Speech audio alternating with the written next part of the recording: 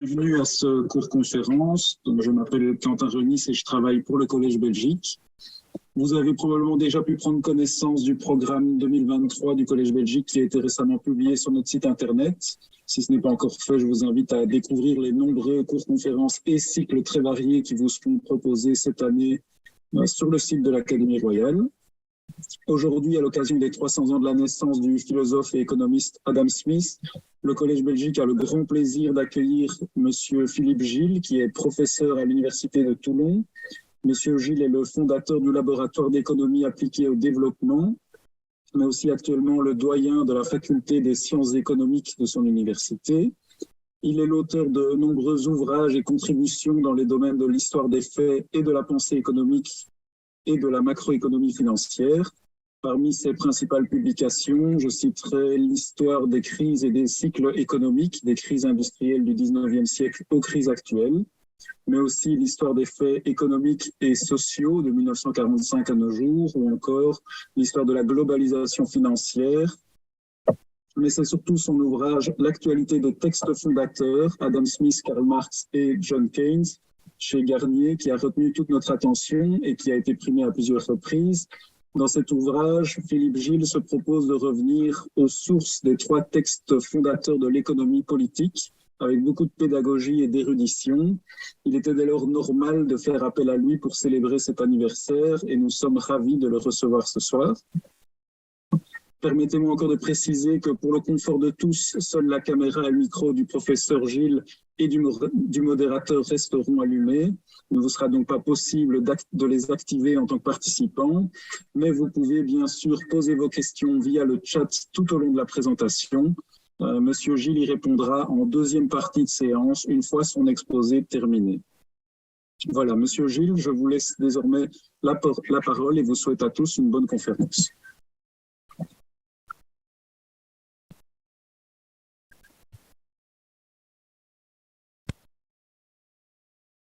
Merci, chers collègues, pour cette brillante et flatteuse présentation. Permettez-moi également de remercier l'Académie royale de Belgique et le Collège de Belgique pour cette invitation à dispenser ce cours conférence dont la thématique renvoie, vous le voyez, au système de la liberté naturelle, tel que Adam Smith l'a spécifié dans La richesse des nations. Le point de départ, alors attendez, parce que apparemment, ça ne fonctionne pas. Mon PowerPoint ne fonctionne pas. Ah voilà, si, pardon. Le point de départ de notre communication réside dans un passage d'Adam Smith contenu à la fin du livre 5 de La richesse des nations, où il traite du Obvious and Simple System of Natural Liberty, traduit en français, vous le voyez, dans la version de référence publiée chez Garnier-Flammarion, par le système simple et facile de la liberté naturelle.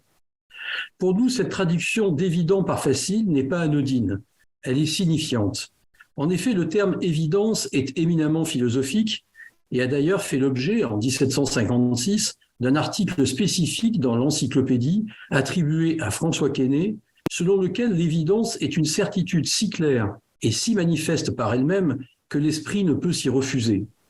Cette définition sera notamment discutée par Sieyès dès lors que la vérité naturelle, opposable à tous, est susceptible d'être confrontée aux sensations de chacun, instruite par l'expérience.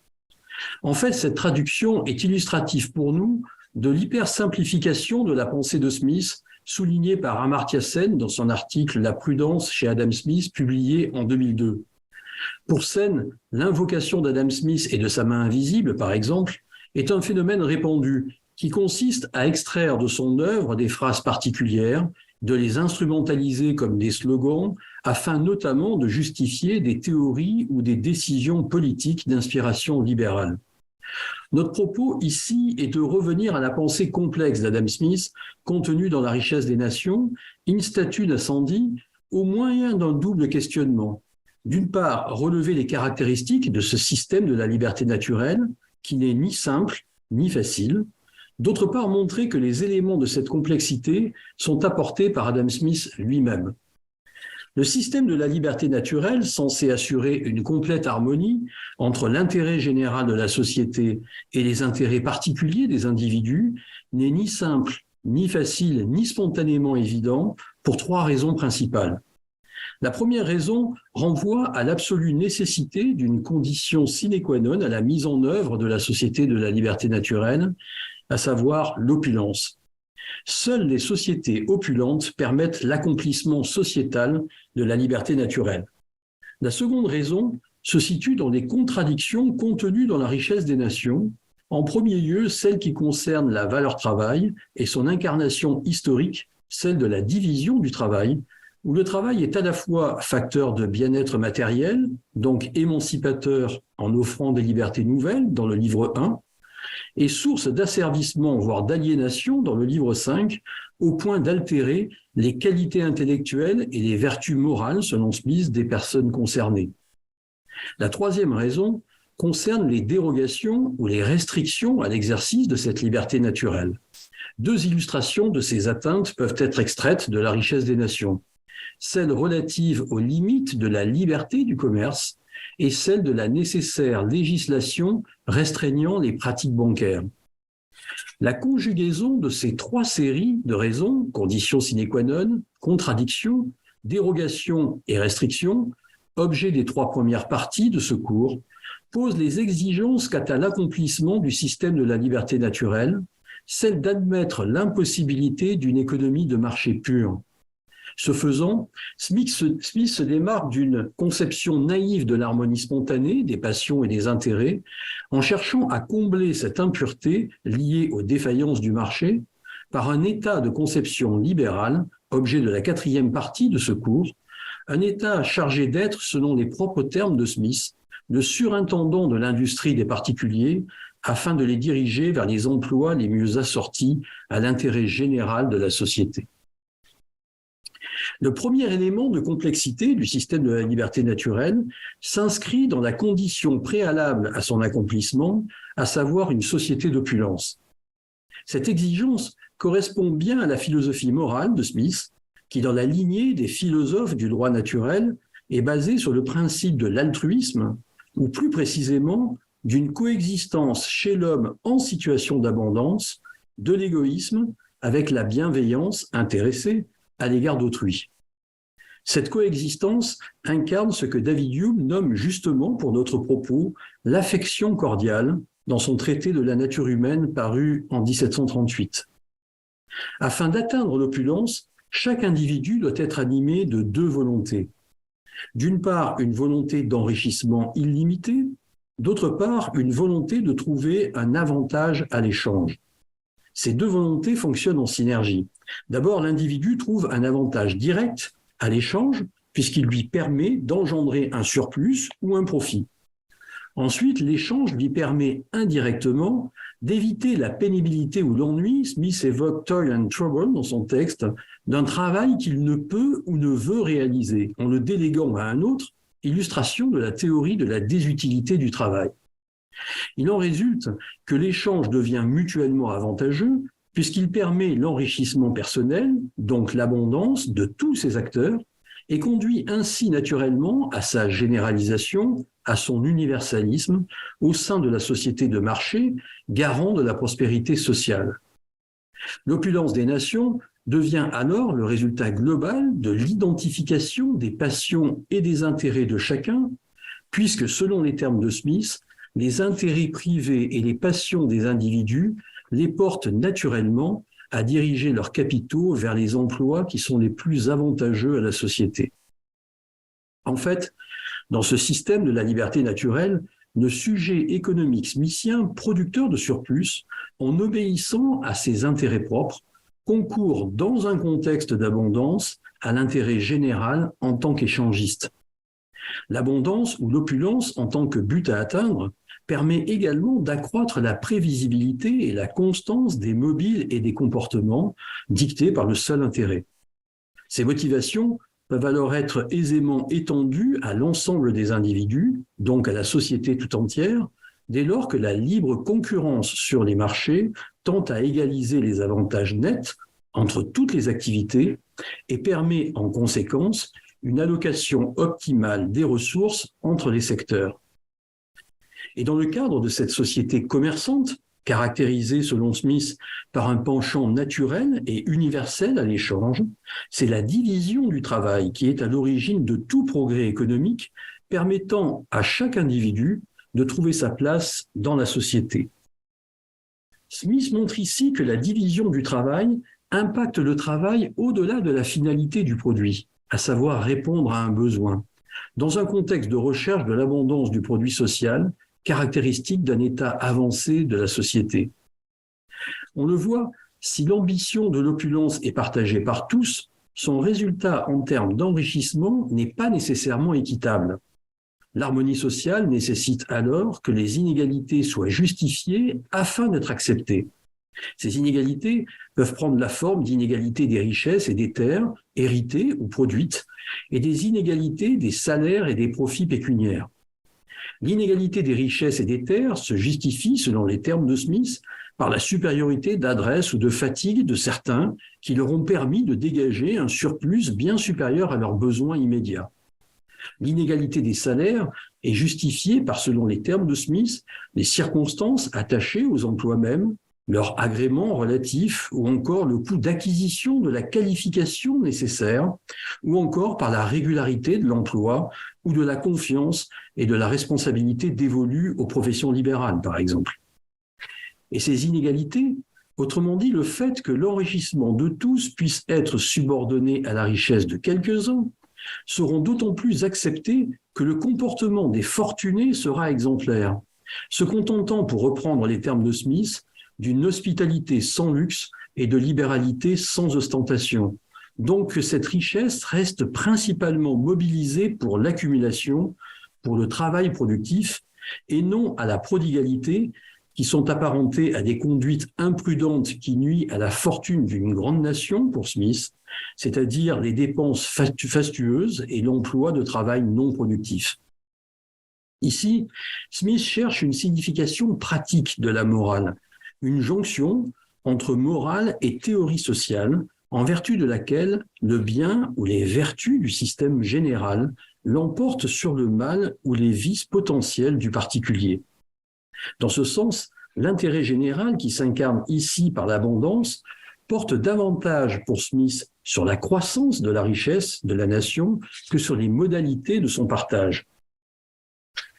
En définitive, c'est ce cadre d'harmonisation naturelle des intérêts qui rend possible l'action de la main invisible. C'est elle qui, en articulant les penchants individuels à la vie sociale, permet de satisfaire cette promotion économique généralisée. Et ce contexte d'abondance que nous venons de décrire, par l'avantage mutuel à l'échange, engendre une dynamique de l'optimisme, au sens propre de ce terme, de optimum, le meilleur, celui qui renvoie au meilleur des mondes possibles de Leibniz, combinaison optimale entre la bonté de Dieu, la liberté de l'homme et son courage face à l'adversité du mal. Et ce système de l'harmonie préétablie, pour rester avec Leibniz, permet d'une part une confusion entre intérêt et sentiment, donc permet de canaliser ou d'endiguer les passions, d'autre part de faire émerger le sentiment d'intérêt social compensateur. Ainsi, par exemple, l'amour de la gloire, la soif d'honneur, de dignité, de considération et de reconnaissance peuvent entrer en opposition avec la stricte poursuite des richesses à des fins purement privées et conduire à des conséquences non intentionnelles et socialement bénéfiques de certains comportements, comme la bienfaisance ou l'économie du don, par exemple. Ici, la main invisible agit comme une force providentielle, pour reprendre Jacob Wiener,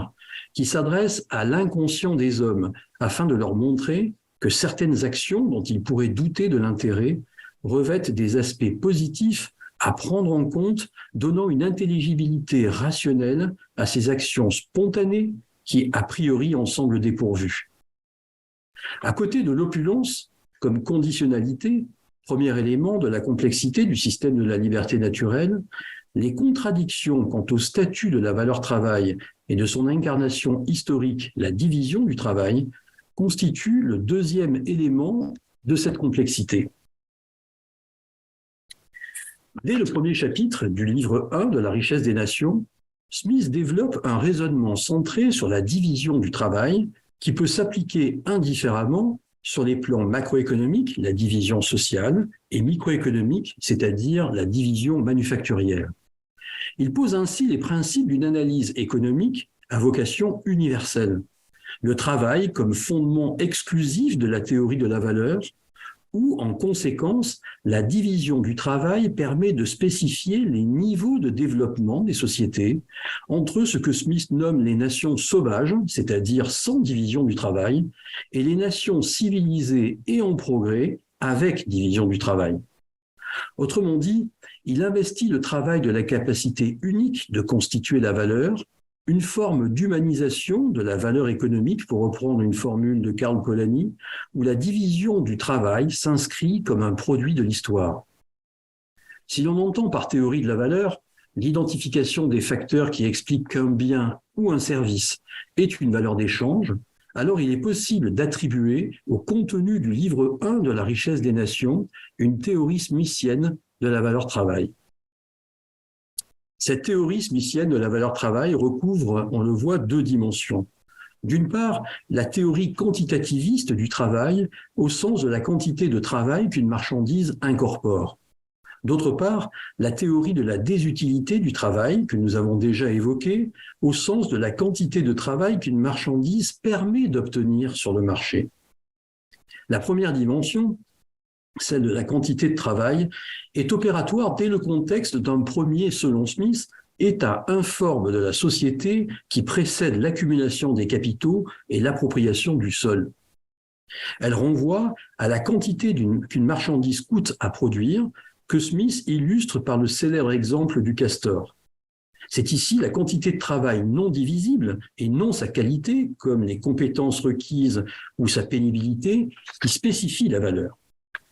La seconde dimension, qui se conjugue avec la précédente, celle de la désutilité du travail, concerne le contexte d'une société commerçante, celle où prévaut précisément l'avantage à l'échange que nous avons abordé dans notre première partie. Elle renvoie précisément à une dimension qualitative du travail au moyen de la doctrine du travail et de la peine qui permet la divisibilité du travail et qui est le prix réel de toute chose. Dans le cadre de cette société commerçante, sur la base d'une propension innée à l'échange, je le rappelle, un penchant naturel et universel pour Smith,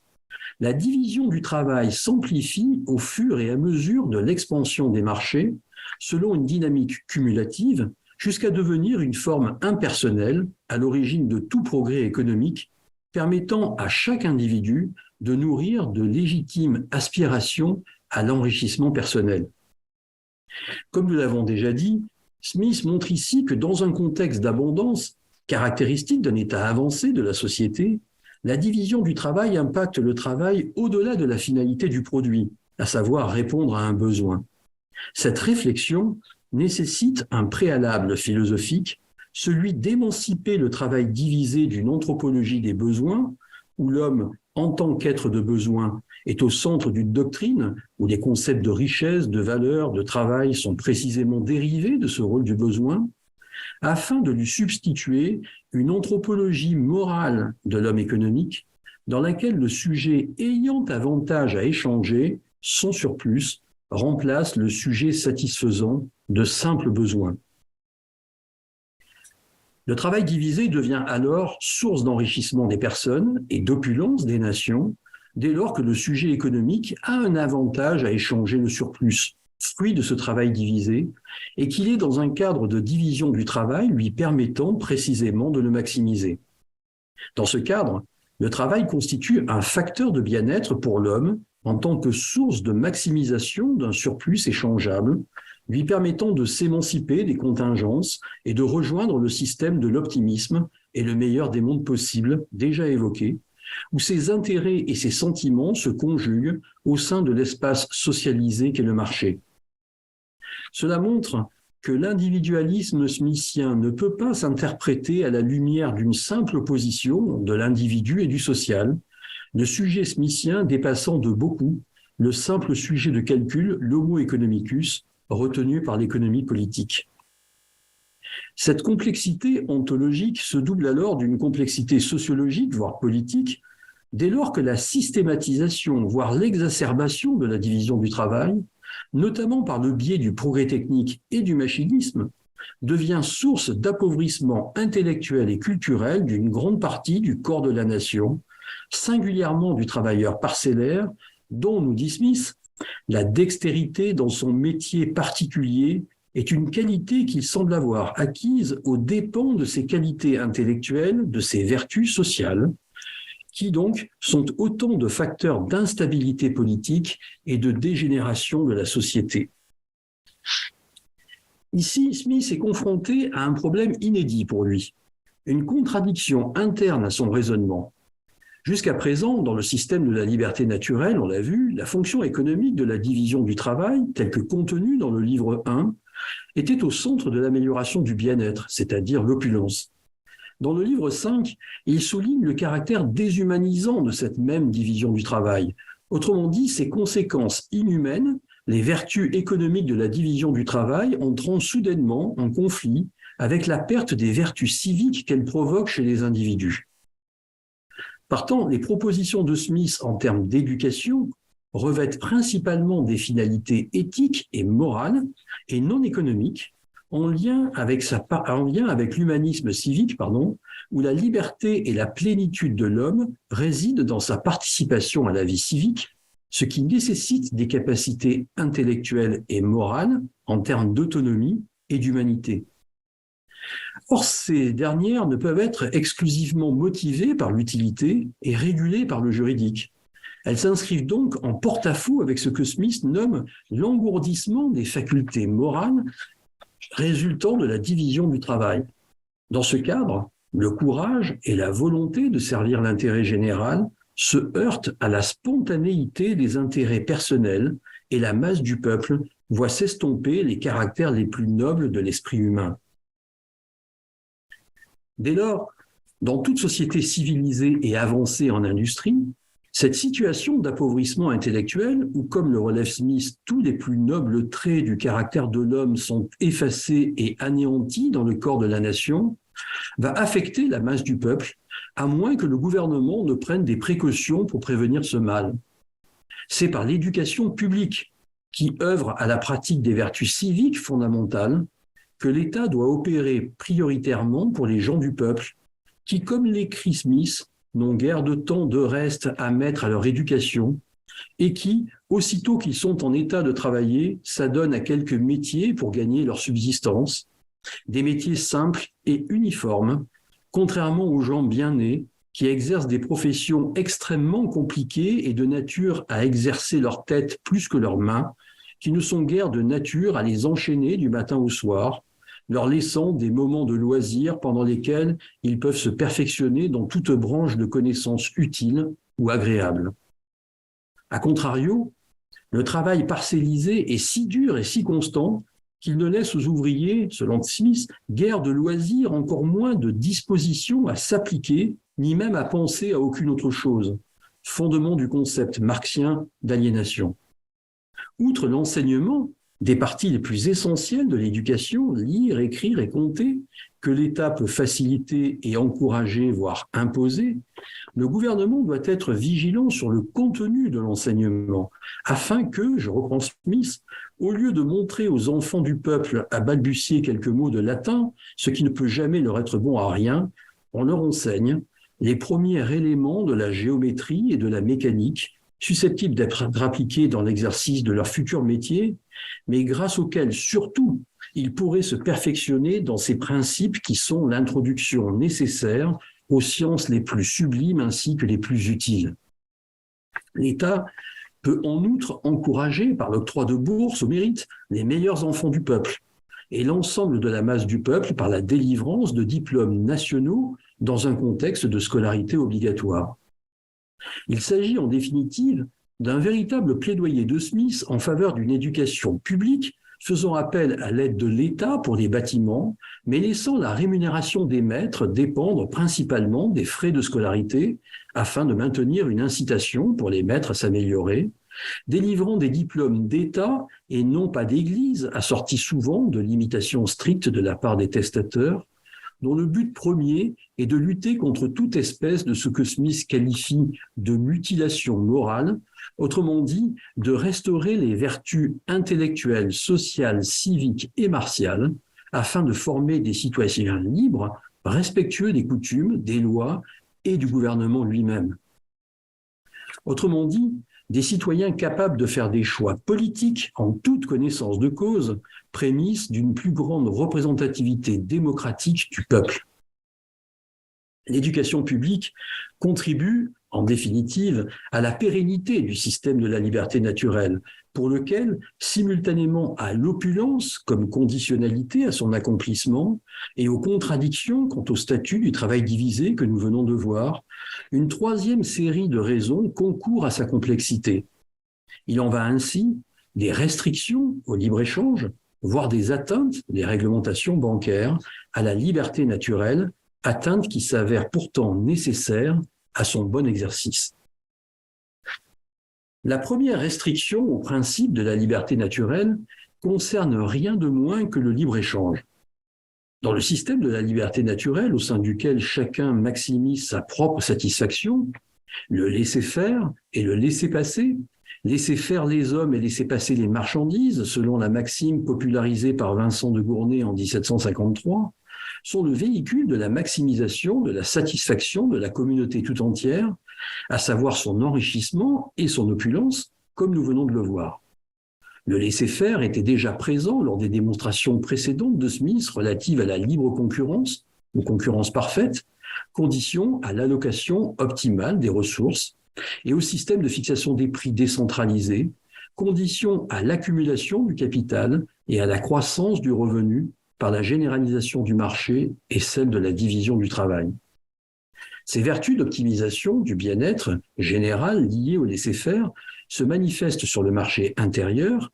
mais opèrent également avec la même logique pour le commerce étranger, grâce à la liberté du commerce, c'est-à-dire le laisser-passer, justifié par un argument de bon sens. L'avantage à l'échange entre particuliers peut être transposé à celui des nations, fondement de la théorie des avantages absolus de l'échange international. Selon cette théorie des avantages absolus, la spécialisation internationale des pays permet d'allouer de manière efficiente les facteurs de production pour chaque pays et augmente la richesse globale et le bien-être collectif. Les échanges internationaux deviennent ainsi un jeu à somme positive du type gagnant-gagnant, sous réserve d'avantages absolus, c'est-à-dire dès lors que les coûts de production d'un pays sont absolument plus faibles pour un produit donné que ceux d'un autre pays. Mais aussitôt ce plaidoyer pour le libre-échange, donc pour le système de la liberté naturelle affirmé, Smith s'empresse d'admettre de nombreuses entorses à ce principe, ce qu'il appelle les limitations finalement du commerce, exigées par les situations pour lesquelles, selon les termes de Smith, il serait avantageux d'établir quelques charges sur l'industrie étrangère pour encourager l'industrie nationale. Ces mesures protectionnistes sont légitimées pour 5 situations qui peuvent évidemment se conjuguer. D'abord, afin de défendre des industries nécessaires à la défense du pays, nous dit-il, d'où par exemple la justification de l'acte de navigation, série de lois protectionnistes votées sous l'égide de Cromwell à partir de 1651 et abolies seulement en 1849 par le Parlement anglais. Ensuite, sous la forme de taxes à l'import, pour compenser des différences fiscales entre les pays lorsque les productions nationales sont, selon les termes de Smith, déloyalement concurrencées par des productions étrangères moins ou non imposées, nous dit-il. Troisièmement, afin de restaurer graduellement le fonctionnement concurrentiel du marché intérieur lorsque celui-ci a été perturbé, voire détérioré, par ce que Smith nomme la rage et la cupidité d'insolents monopoleurs, et ou par les privilèges exclusifs de corporations. Quatrièmement, le protectionnisme permet de préserver les industries naissantes. Et cinquièmement, opère comme représailles aux barrières douanières étrangères lorsque, comme le souligne Smith, une nation étrangère gêne par de forts droits ou par des prohibitions l'importation de nos produits manufacturés dans son pays. Le cumul de ces 5 limitations à la liberté du commerce, justifiant systématiquement le recours au protectionnisme, approxime la totalité des configurations économiques possibles.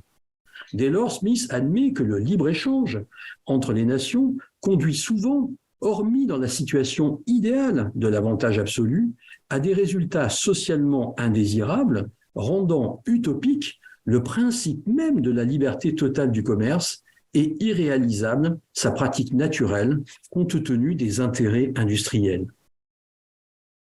Cependant, ces situations dommageables pour le libre-échange, notamment les situations de concurrence imparfaite, les monopoles en particulier, ne résultent pas pour Smith d'un dysfonctionnement majeur du système de la liberté naturelle,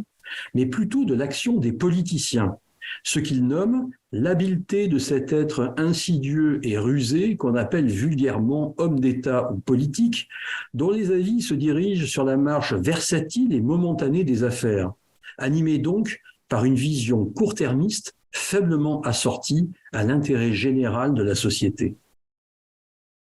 On le voit ici,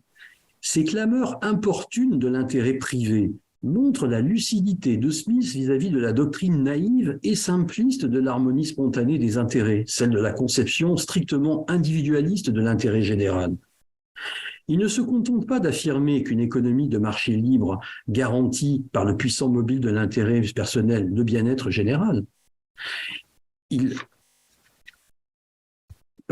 ne se contente pas d'affirmer qu'une économie de marché libre garantit par le puissant mobile de l'intérêt personnel le bien-être général, le meilleur des mondes. Il est préoccupé par les conditions ou les structures institutionnelles susceptibles de guider, canaliser et sécuriser les mobiles pécuniaires et le jeu bénéfique des forces de marché. Autrement dit, Smith est conscient que l'intérêt privé est aussi bien susceptible de contrecarrer que de promouvoir le bien-être social, le mécanisme du marché ne pouvant encourager l'harmonie que dans le contexte d'un cadre légal et institutionnel approprié. Ce cadre institutionnel, contrainte nécessaire à l'exercice de la liberté naturelle, ne se limite pas au libre-échange. Le second exemple de la complexité d'exercice de cette liberté naturelle concerne l'activité des banques. Smith, dans le livre 2 de La richesse des nations, démontre avec force la nécessité d'une régulation étatique dans le domaine bancaire par l'instauration de règlements qui ne sont rien moins pour lui qu'une atteinte manifeste à cette liberté naturelle que la loi a pour objet principal de protéger et non pas d'enfreindre. De quoi s'agit-il ? Témoin de la crise bancaire écossaise de 1765 et de la banqueroute de l'Airbank en 1772, et en référence à une clause de l'acte bancaire écossais de 1765 qui en résulta, à savoir l'interdiction des petites coupures destinées à protéger les agents contre l'illiquidité des banques, Smith s'interroge sur le fonctionnement et les dérives du système bancaire. Après avoir souligné le rôle essentiel des banques dans le développement économique, dès lors qu'elles permettent le financement de l'économie, ce qu'il nomme le soutien de l'industrie, Smith relève en premier lieu les dangers de l'émission et de l'escompte de titres, c'est-à-dire les lettres de change, et de la surliquidité lorsque, dans un pays, la circulation monétaire excède sa capacité d'absorption, mesurée par la valeur totale du produit annuel,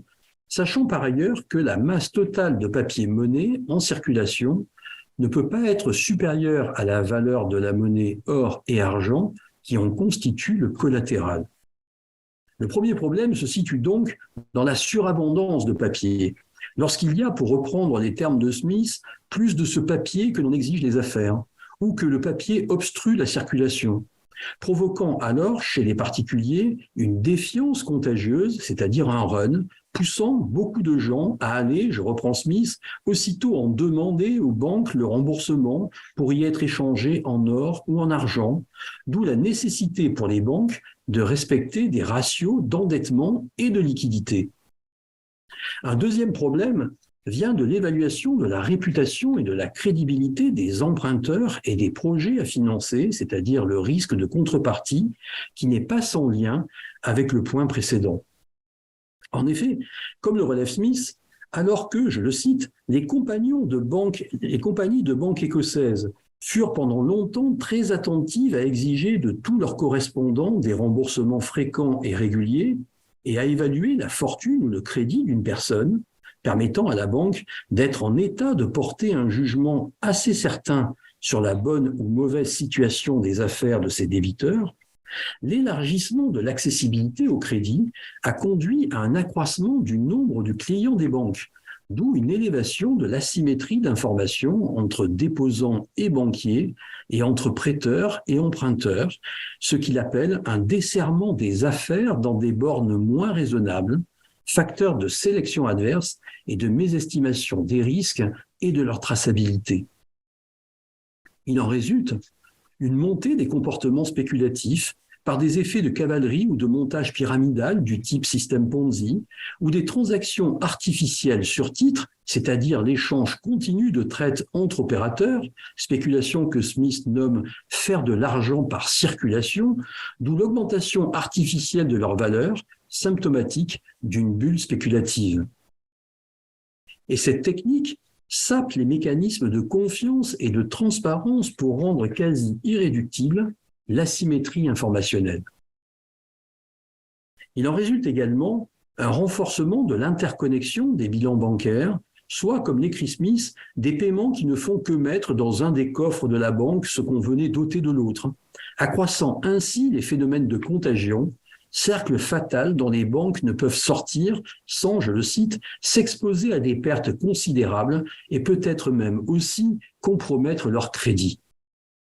Nous sommes loin ici du système simple et facile de la liberté naturelle. Et face à cette mise en péril du bien-être collectif, Smith, en accord avec son principe selon lequel les banques sont au service de la production qui est la vraie richesse des nations, énonce la nécessité de mettre en œuvre une réglementation prudentielle, d'où cet extrait important pour nous du livre 2 de la richesse des nations, qui est particulièrement illustratif de notre propos. Cette réglementation consiste à ce que les banques renouent avec les vertus de la division du travail, la plus avantageuse au public, celle qui, dans un contexte de concurrence accrue, permet l'accomplissement de l'intérêt général. Pour Smith, cette réglementation doit permettre de renouer avec des comportements vertueux, d'où 3 recommandations principales. La première recommandation est de limiter l'accès aux titres financiers aux seuls banquiers professionnels, industriels et commerçants importants, seuls à même de pouvoir évaluer les risques encourus en élevant leur montant minima afin d'exclure le public peu informé, donc vulnérable à ces mêmes risques.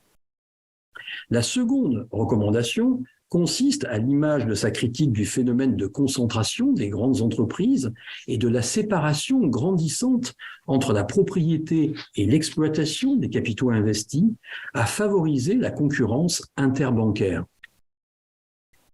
Enfin, la troisième recommandation concerne la nécessaire compartimentation du marché interbancaire afin de limiter les risques de contagion.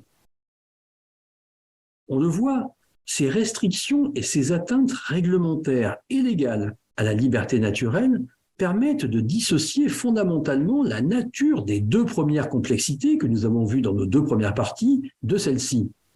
En effet, dans les 2 premières complexités, l'opulence comme conditionnalité et la nature contradictoire du travail divisé,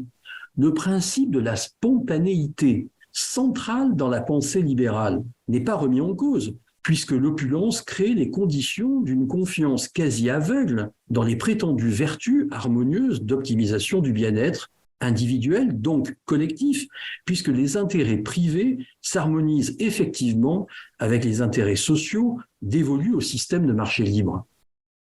Dans ce cas, l'intérêt collectif se fond dans l'additivité arithmétique des satisfactions individuelles et la concurrence permet d'impulser des effets dynamiques d'incitation individuelle dans un contexte de changement prenant la forme, je cite Smith, de progrès de la société vers l'opulence et l'agrandissement réel et d'accroissement de la valeur réelle du produit annuel des terres et du travail de la société. Or, pour reprendre Polanyi, la croyance dans le progrès spontané nous rend nécessairement aveugles au rôle de l'État dans la vie économique. Ce rôle consiste souvent à modifier le rythme du changement, en l'accélérant ou en le ralentissant selon les cas. Si nous croyons ce rythme inaltérable, ou pire, si nous estimons sacrilège d'y toucher, alors il ne reste naturellement pas de place pour l'intervention extérieure. Avec cette troisième complexité, où le contenu des règlements et des lois restreint les libertés du commerce et des banques notamment, Smith se démarque de cette philosophie naïve de l'harmonie spontanée des intérêts ou du système de l'harmonie préétablie de Leibniz, où la confiance dans l'automaticité de l'équilibre sur un marché de concurrence parfaite est absolue, c'est-à-dire une main invisible, omnisciente et omnipotente, rempart contre toute action collective organisée. Smith, dans l'exposé de cette troisième complexité, reconnaît des insuffisances au système de la liberté naturelle, des cas de conflit d'intérêts, où la spontanéité de la recherche de l'intérêt personnel conduit à des résultats socialement indésirables ou à minima sous-optimaux, où sans réglementation et projet collectif, une économie de marché pure demeure assujettie aux seules règles de comportement individuel, autrement dit, des situations qui révèlent la présomption d'un bien-être social maximal et qui posent le problème des conditions requises à son accomplissement. Désormais, on le voit, le système simple et facile de la liberté naturelle devient pour Smith le système de la liberté naturelle, au sein duquel émerge une conception libérale du rôle de l'État. Cette conception consiste en premier lieu à ce que les processus naturels ne soient pas entravés, autrement dit, l'interventionnisme public est subordonné au libre exercice de la liberté naturelle, sous peine de devenir un système subversif de l'objet même qu'il se propose comme objectif, à savoir la maximisation de l'intérêt collectif, c'est-à-dire les progrès de la société vers l'opulence. D'autant que, au-delà de l'efficacité de la liberté naturelle, l'État est susceptible de mal gérer ses propres fonds en les employant dans des dépenses improductives, à l'opposé des particuliers qui, conduits par leur intérêt, s'écartent pour la très large majorité d'entre eux des conduites peu sages, nous dit Smith, comme celle de la prodigalité. Fidèle à sa méthode conciliant abstraction conceptuelle et validation empirique, cette conception libérale du gouvernement, au-delà de l'affirmation du principe de la secondarité du politique sur le système de la liberté naturelle, est également justifiée, selon Smith, par l'expérience, dès lors que l'opulence générale résultant de l'économie et de la sage conduite privée persiste en dépit des erreurs commises par l'État.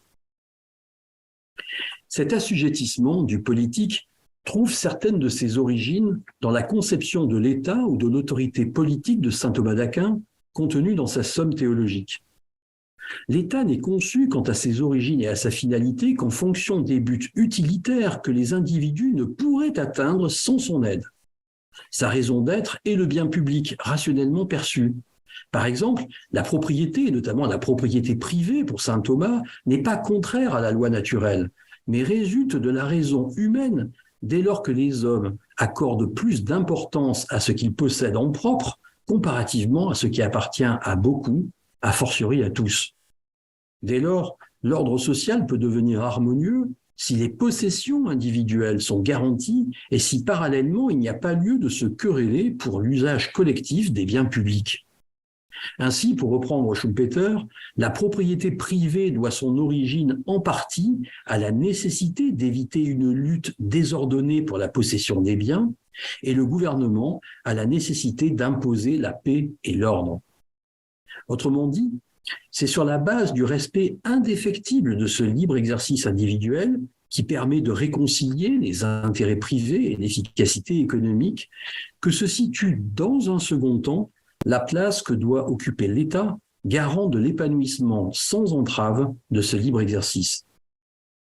Au sein du système de la liberté naturelle, l'État doit permettre l'accomplissement de l'optimalité de l'économie concurrentielle en octroyant deux types de sécurité. D'une part, garantir un cadre institutionnel sécurisé pour l'allocation optimale des ressources entre les biens qui peuvent être vendus à des prix couvrant les coûts.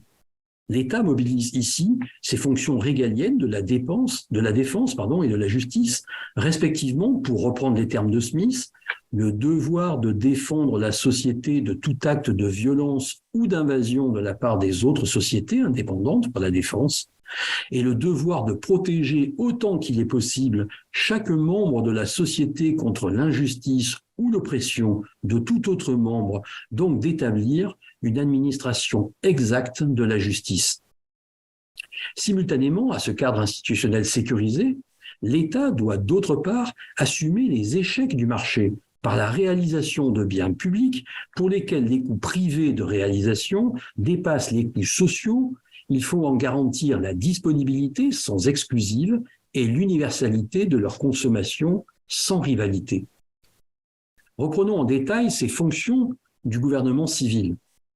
Pour Smith, l'accomplissement de la justice et de la défense exige en premier lieu des administrations spécifiques constituées de fonctionnaires qui doivent être protégés par leur statut et leur rémunération des pressions ordinaires du marché ou d'autres pouvoirs. La fonction publique, ainsi définie, est animée par un principe général énoncé comme suit par Smith. Le public n'est jamais mieux servi que quand la récompense vient après le service et qu'elle est proportionnée à la diligence qu'on a mise à s'en acquitter. Et cette récompense des fonctionnaires, c'est-à-dire les techniques et les niveaux de leur rémunération, doit premièrement rendre compatible la poursuite de leur propre intérêt avec la progression par leur contribution de l'intérêt général. Secondement, garantir l'impartialité de leur action et de leurs décisions et d'éviter la corruption. En évoquant l'obligation de se consacrer entièrement à ces fonctions, les devoirs d'obéissance, de probité et de neutralité, Smith esquisse les principes modernes qui gouvernent la fonction publique et l'état de droit. Pour ce qui concerne la défense, Smith montre qu'avec le progrès des manufactures, je le cite, et les perfectionnements qui s'introduisirent dans l'art de la guerre, autrement dit, je le cite encore, quand l'art de la guerre est devenu une science difficile et compliquée, il est devenu nécessaire de concevoir puis de constituer ce qu'il nomme une armée de troupes réglées, c'est-à-dire une armée de métiers. Et c'est la prudence de l'État, notamment des nations industrieuses et riches, combinée avec la sagesse de l'État, qui sont à l'origine de ces mesures en faveur d'une armée de troupes réglées, la seule grâce à laquelle, selon les termes de Smith, la civilisation peut se perpétuer dans un pays ou même s'y conserver très longtemps, et que peut être maintenu, je le cite encore, un gouvernement régulier dans les provinces les plus reculées de l'Empire ou dans des pays qui, sans cela, ne seraient pas susceptibles d'être gouvernés. Et Smith de conclure en répondant aux inquiétudes selon lesquelles une armée de troupes réglées est peut-être une institution dangereuse pour la liberté, par l'énoncé des conditions de subordination de l'armée au pouvoir civil, permettant de rendre compatible l'existence d'une armée de troupes réglées et le respect des principes républicains. De par le climat de sécurité qu'elle donne, l'armée peut même être favorable à la liberté, nous dit-il, en permettant l'exercice de l'autorité tout entière du gouvernement, la quiétude et la sérénité du souverain, la tranquillité du citoyen et la sécurité du magistrat, susceptible d'être, pour Smith, je le cite, mise en péril à chaque mécontentement populaire lorsqu'un léger tumulte est capable d'entraîner en peu d'instants une grande révolution. L'administration de la justice s'inscrit également comme une condition au bon fonctionnement du système de la liberté naturelle,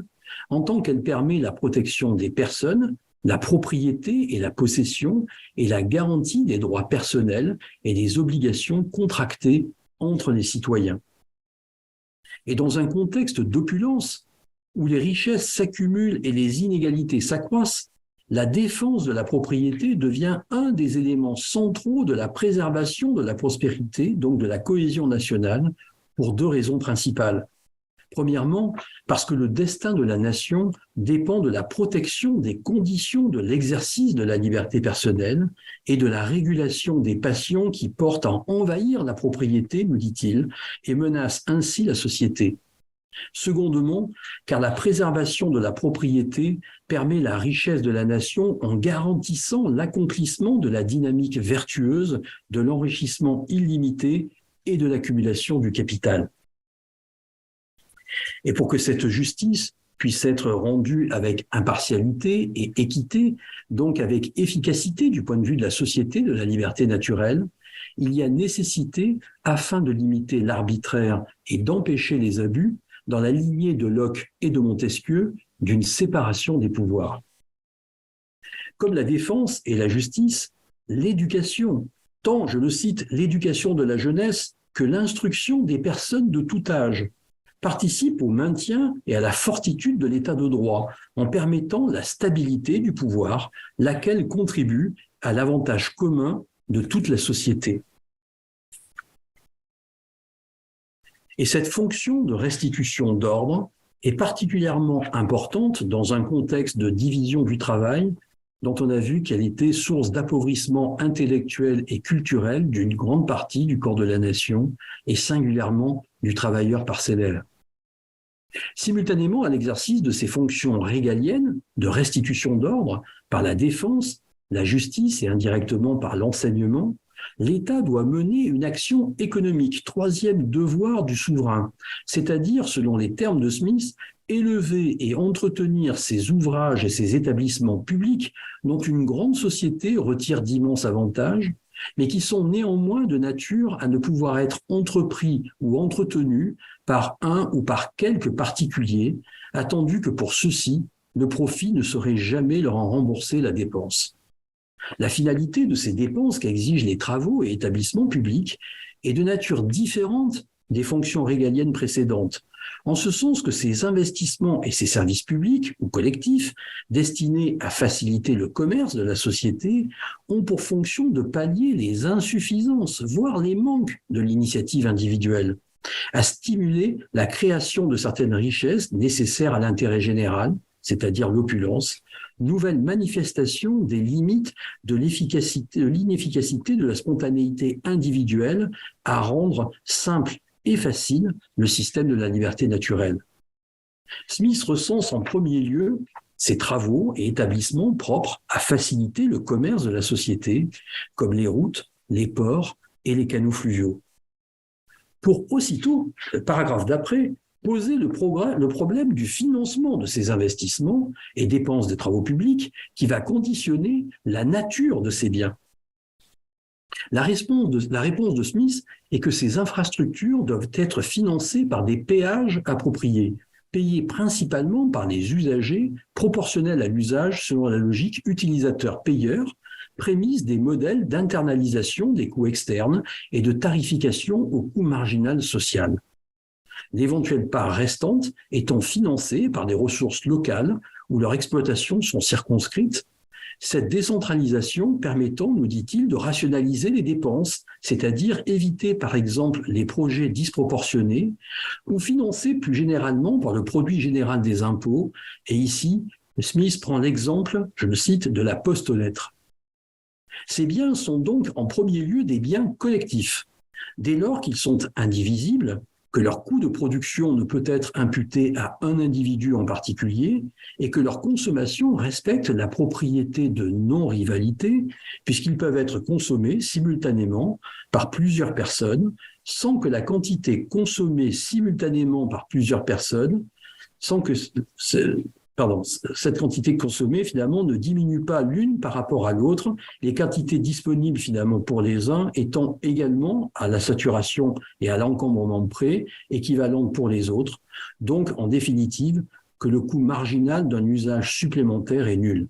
Par contre, dans l'esprit de Smith, la consommation de ces biens est rendue exclusive, c'est-à-dire la possibilité d'exclure de l'usage un utilisateur, puisque seules les personnes qui s'acquittent d'un droit ou taxe peuvent les utiliser. Autrement dit, le système de péage s'apparente à un dispositif de contrôle d'accès permettant d'assurer l'exclusivité de ces biens, ceux-ci devenant plus précisément des biens de club ou des biens à péage.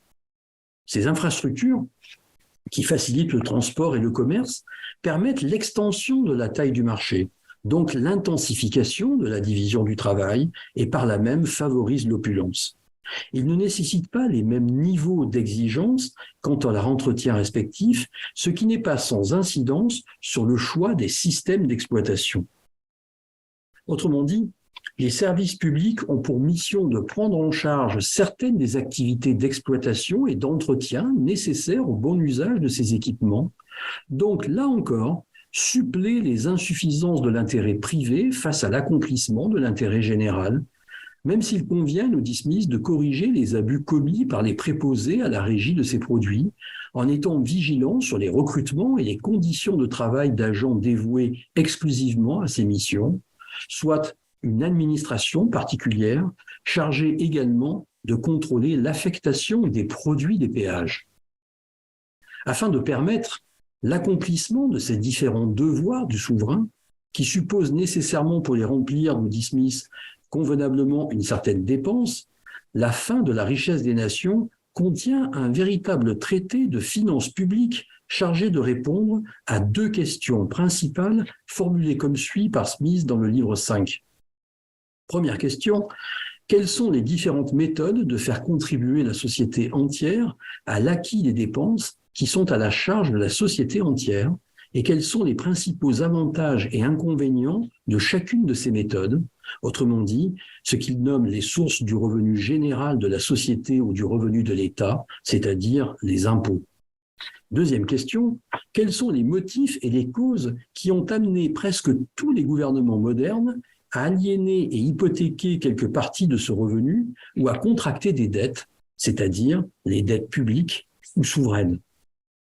Le chapitre consacré aux impôts débute par les 4 maximes, toujours d'actualité, qui doivent présider à toute collecte d'impôts, guidées par les principes d'équité et d'efficacité, garants de l'aptitude, donc du consentement à payer, énoncés comme suit par Smith. Première maxime, les sujets d'un État doivent contribuer au soutien du gouvernement, chacun le plus possible en proportion de ses facultés, c'est-à-dire en proportion du revenu dont il jouit sous la protection de l'État. Deuxièmement, toujours en reprenant Smith, la taxe ou portion d'impôt que chaque individu est tenu de payer doit être certaine et non arbitraire. Troisièmement, tout impôt doit être perçu à l'époque et selon le mode que l'on peut présumer les moins gênants pour le contribuable. Et quatrièmement, Smith précise que tout impôt doit être conçu de manière à ce qu'il fasse sortir des mains du peuple le moins d'argent possible au-delà de ce qui entre dans le trésor de l'État et en même temps à ce qu'il tienne le moins longtemps possible cet argent hors des mains du peuple avant d'entrer dans ce trésor. Considérant ces principes, Smith est défavorable à l'imposition du profit puisqu'il, je le cite, et il le définit comme tel, le profit n'est rien de plus qu'une compensation très modérée des risques et de la peine d'employer le capital, et que par ailleurs, il serait répercuté in fine sur le prix des marchandises, auquel cas le paiement final de l'impôt tomberait totalement sur les consommateurs de ces marchandises. Smith est également très circonspect quant à l'imposition des revenus du capital, d'abord en raison des difficultés d'évaluation des patrimoines autres que fonciers, et ensuite et surtout en raison de la mobilité internationale du capital.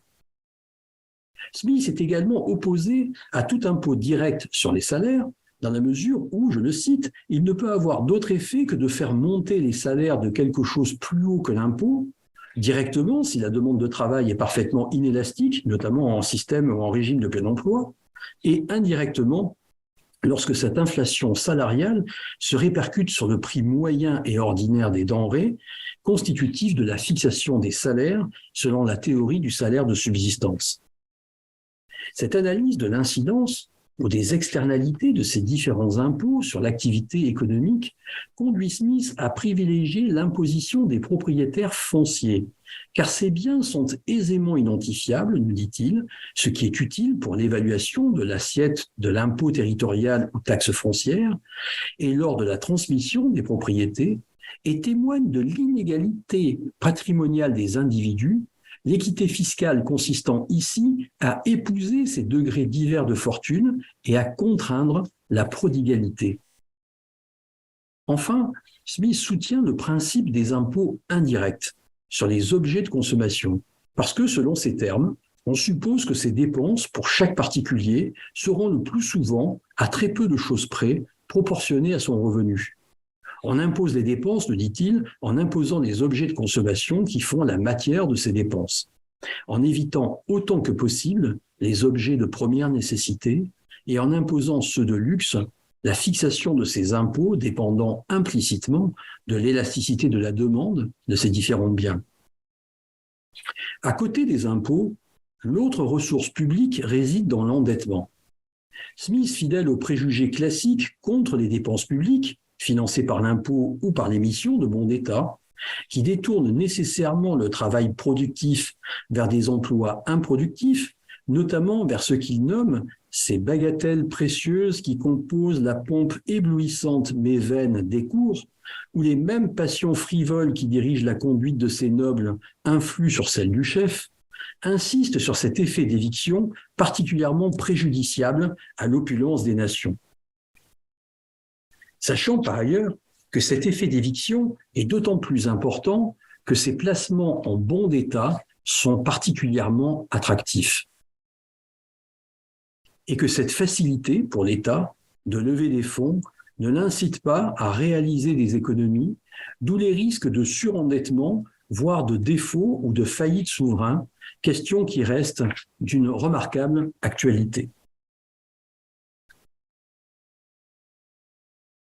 En guise de conclusion, nous pouvons dire que l'exposé des complexités liées au système de la liberté naturelle a permis de mettre en exergue la richesse de la pensée d'Adam Smith. À cette lumière, qu'il nous soit permis de revenir sur l'exemple caricatural de la main invisible relevé dans notre introduction et d'en exposer avec la même logique la complexité. Smith a utilisé cette notion de main invisible dans deux autres de ses œuvres. D'abord dans son Histoire de l'astronomie, avec la main invisible de Jupiter, mobilisée par Smith, qui s'inscrit dans les âges les plus reculés de l'Antiquité, nous dit-il, parmi les sauvages, lorsque, nous dit-il encore, la plus basse et pusillanime superstition suppléait la philosophie. Ici, on se situe donc aux antipodes du prétendu théorème ou principe de la main invisible, puisque c'est précisément quand l'explication scientifique fait défaut et lorsqu'on ne dispose ni de théorème ni de principe pour expliquer les choses qu'on évoque une main invisible. Notons ici la fascination de Smith pour la philosophie naturelle de Newton et sa volonté de s'en servir pour asseoir scientifiquement sa représentation de la vie sociale. Dans cette lignée, la main invisible, qui est le mécanisme qui assure l'articulation entre les penchants individuels et la vie sociale, rappelle l'harmonie des corps célestes. Elle fait penser à une présence supérieure, une heureuse providence qui veille sur le monde. L'autre référence à la main invisible est contenue dans la théorie des sentiments moraux et renvoie à la question entre le désir d'enrichissement illimité, représenté par la consommation de luxe, ici les dépenses somptuaires des propriétaires terriens, et la satisfaction des besoins de la population, donc l'amélioration de la condition de tous, représentée par la consommation de biens de première nécessité pour la survie et la reproduction sociale, ici le blé. Dans ce passage, l'harmonie n'est donc moins d'un mécanisme économique, en l'occurrence le marché, que de la providence ou de l'intervention divine. Observons en outre que, guidé par une main invisible, l'individu smithien est conduit à remplir une fin qui ne rentre pas dans ses intentions. Autrement dit, la main invisible le conduit à promouvoir une fin qui n'était nullement dans ses intentions. La théorie des sentiments moraux paraît ici s'inscrire comme le préalable ou la justification philosophique à la richesse des nations, où l'utilisation de la métaphore de la main invisible vise à associer la providence au marché. Celle-ci vient en quelque sorte au secours de celui-ci quand il se révèle incapable de remplir le rôle qui lui est dévolu, à savoir distribuer efficacement, voire équitablement, le capital et le produit. En ce sens, Smith, au moyen de l'étude des divers sentiments et passions propres à l'homme, parvient à la conclusion que les principaux mobiles de l'action humaine, de la grande masse, résident dans le besoin d'un bien-être matériel accru, et que précisément l'amélioration des conditions matérielles permet d'assouvir, notamment chez les mieux lotis, les besoins de considération, de pouvoir et d'ambition. Le contenu de la richesse des nations s'inscrit alors comme la recherche des conditions permettant de réaliser le plus parfait de tous les mondes possibles, celui caractérisé par cette promotion économique généralisée. Merci pour votre attention.